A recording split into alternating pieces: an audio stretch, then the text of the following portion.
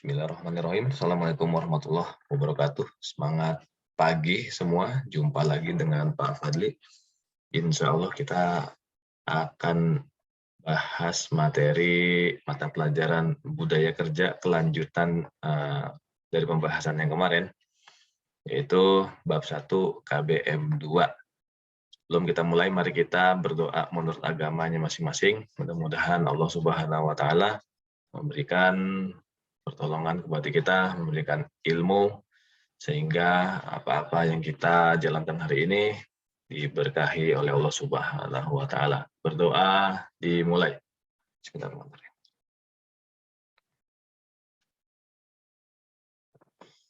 Berdoa selesai. Baik, kita akan membahas ya tantangan dan resolusi dari revolusi industri 4.0 atau 4.0 atau 4.0. Nah, yang pertama, sebagai manusia bagaimanapun kita mempunyai yang namanya soft skills ya, yang enggak dimiliki mesin-mesin yang sekarang ini kelihatannya sedang terus-menerus digunakan karena dengan alasan efisien dan sebagainya gitu. Maka dari itu kita harus mengenali apa aja nih soft skills kita. Yang pertama, kita harus mempunyai yang namanya sikap berpikir kritis ya. Jadi nggak menerima suatu pemahaman yang bulat-bulat, tetapi kita lihat apa dan mengapa begitu ya. Itu yang disebut atau yang dimaksud dengan berpikir kritis. Tentu ada sebab, ada akibat dan seterusnya dan seterusnya. Kemudian kita juga harus mempunyai sikap yang namanya problem solver ya, pemecah suatu masalah atau suatu persoalan begitu, bukan malah menjadi kita keberadaannya menjadi suatu masalah untuk orang lain atau lingkungan begitu ya, problem solver begitu.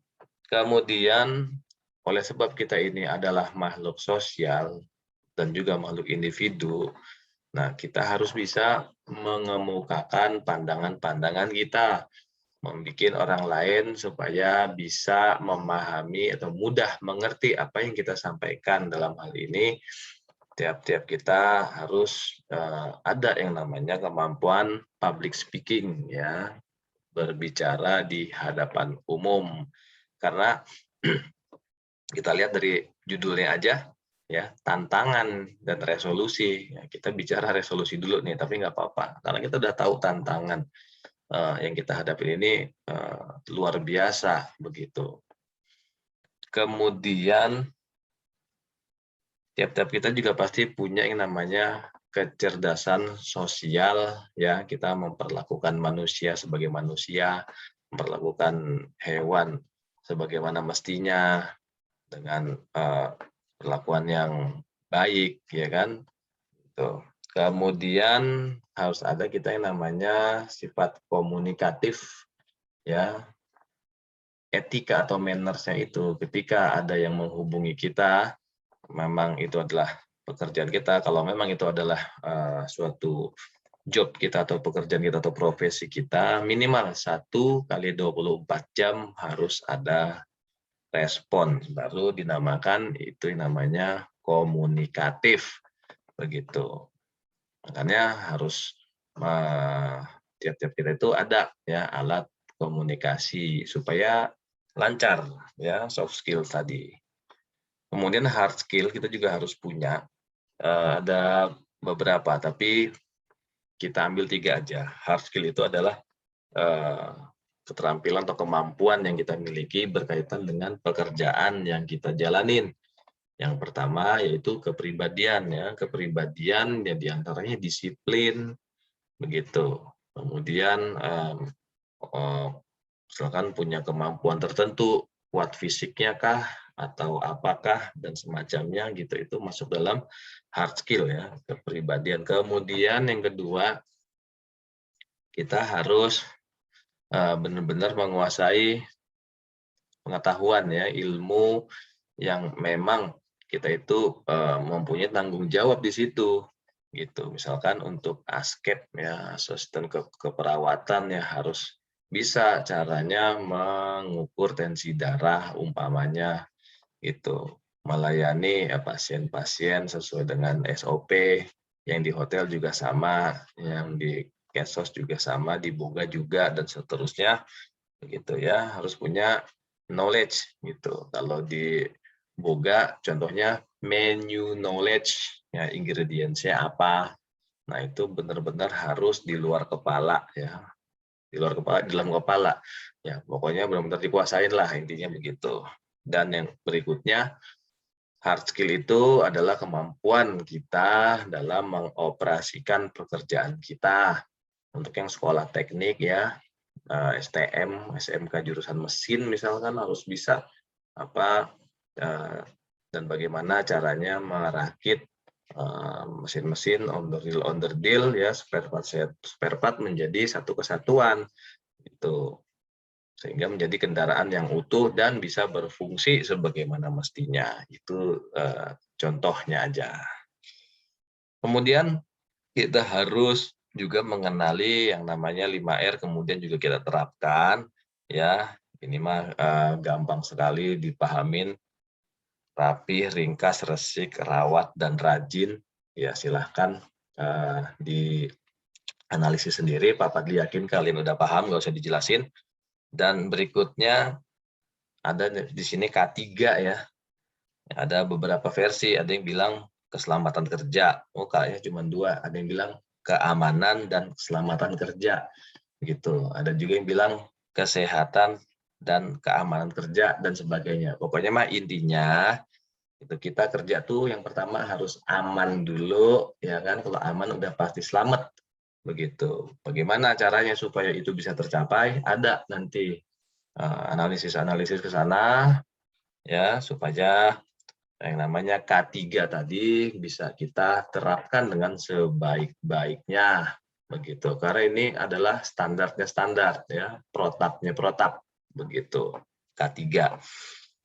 Selanjutnya ke bagian D ya. Ada penanaman nilai-nilai di catatan yang Pak Fadli berikan. Pak Fadli kasih subjudul itu bagian D, alur pembentukan budaya. Yang pertama harus ditanamkan dulu nilai-nilai yang baik tentu, ya kan?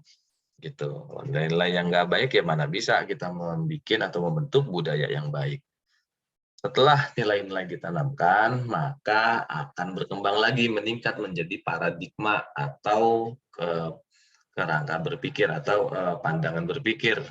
Ya, itu paradigma. Oh, pemikiran kita ternyata kerja itu yang pertama harus disiplin umpamanya.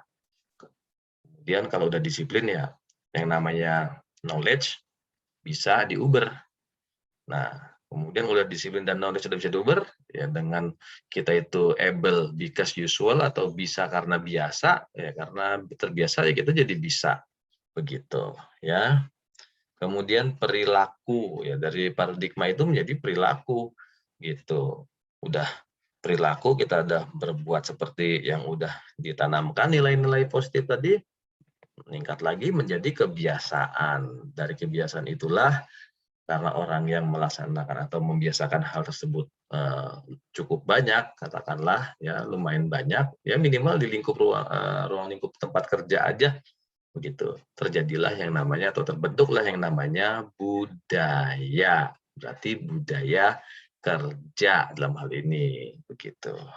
Baik, yang terakhir bagian E, kita harus memahami juga ya resolusi ya, ini tantangan dan resolusi. Tentu tantangannya kita tahu dari tahun 1700 kan urutannya itu ada penemuan namanya mesin ya kan, itu mesin uap gitu tahun 1700-an, sehingga ada kereta uap, ada kapal laut pakai uap dengan mesin uap tersebut, dan seterusnya. Kemudian tahun 1800-an ditemukan yang namanya listrik, sehingga terjadi penerangan ya secara massal. Tahun 1900-an juga ditemukannya yang namanya komputer atau komputerisasi, itu tahun 1900-an. Dan masuk abad 21 atau tahun 2000 ke sini ditemukan yang namanya teknologi ya cyber begitu. Kalau orang dulu bilangnya IT, sekarang kita bilangnya ICT begitu ya. Makanya tantangan ya semakin meningkat tentu. Bagaimana kita mensikapinya, resolusinya bagaimana? Yang pertama kita harus punya komitmen yang tinggi gitu. Harus punya tekad yang bulat ya, jangan bermalas-malasan. Kemudian kita juga nggak bisa tuh statis, harus kita tuh terus berkembang dinamis. Tentu ini adalah PR dari Kementerian Pendidikan, ya kan? Pendidikan vokasi di Indonesia, ya kalau dibandingkan dengan Malaysia, Singapura, ya mohon maaf, gitu. Kita harus banyak belajar dari negara tetangga kita, begitu. Tapi belum terlambat, ya kita mulai dari sekarang. Dan yang terakhir, kita harus ada yang namanya tanda kutip bersahabat dengan teknologi gitu. Misalnya Pak saya gaptek Pak, sama Pak Fadli juga dulunya gaptek gitu. Banyak guru-guru dan tetangga-tetangga atau saudara-saudara kita, keluarga kita masih gaptek. Makanya ayo kita coba bersahabat dengan teknologi, kita manfaatkan teknologi tersebut dengan bersahabat begitu ya, tidak berlebihan ya, tidak melampaui batas dan seterusnya dan seterusnya. Baik, itu aja mungkin yang bisa disampaikan oleh Pak Fadli. Pak Fadli ucapkan terima kasih dan mohon maaf. Assalamualaikum warahmatullahi wabarakatuh. Tetap semangat.